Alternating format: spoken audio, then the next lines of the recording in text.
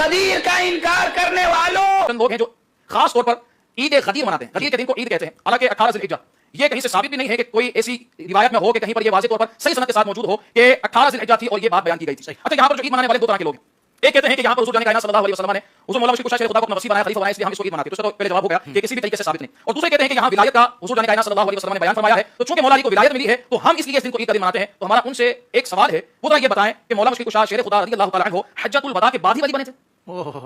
کہ ہمارا تو کہنا یہ ہے کہ جب سے دامن مصطفیٰ سے وابستہ ہوئے ہیں مولا علی ولی ہے، بلکہ ایسے ولی ہے کہ جو علی کو مانے وہ ولی بن جاتا ہے. کیا کہنے ہیں؟ تو وہ ہمیں یہ بتائیں نا کہ جو یہ کہتے ہیں کہ 18 ذی الحجہ کے دن حضور نبی کریم علیہ السلام نے مولا علی کو ولی بنایا، ولایت عطا فرمائی، تو یہ بتائیں کہ کیا مولا علی اس سے پہلے ولی تھے یا نہیں؟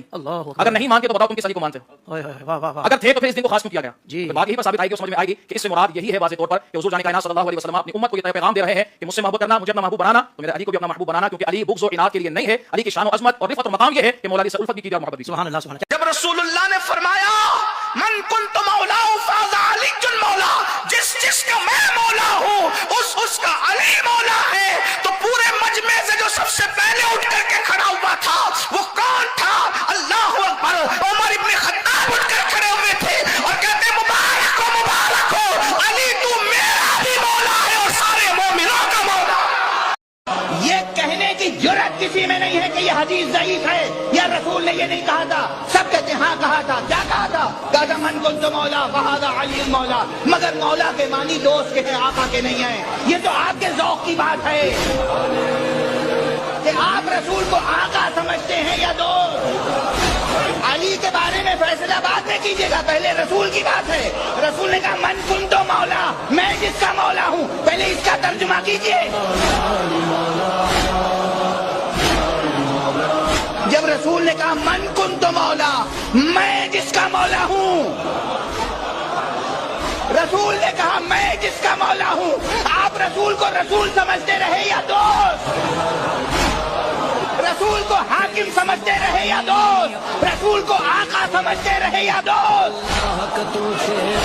جو رسول کو سمجھتے رہے وہی علی کو سمجھیے. آپ نے دوست سمجھا ہوگا، دوست سمجھتے رہیے. ہم نے رسول کو آقا مانا، ہم علی کو آقا مانتے ہیں. غدیر کا انکار کرنے والوں، امامت سے بغاوت الگ رہی، نبوت کی تکذیب الگ رہی، خدا سے روگردانی الگ رہی. تم نے جنہیں بت بنا رکھا ہے خود ان سے روگردہ ہو.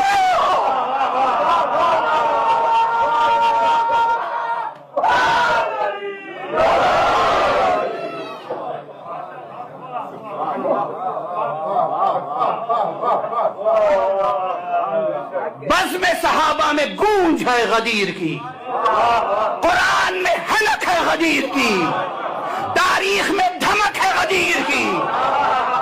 اور یہ باغی مفسر اس نے غدیر کا لفظ سنا ہی نہیں، جیسے غدیر کا سارا پانی اسی کے کانوں میں چلا گیا. صلوات پڑھ دیجئے محمد و آلہ.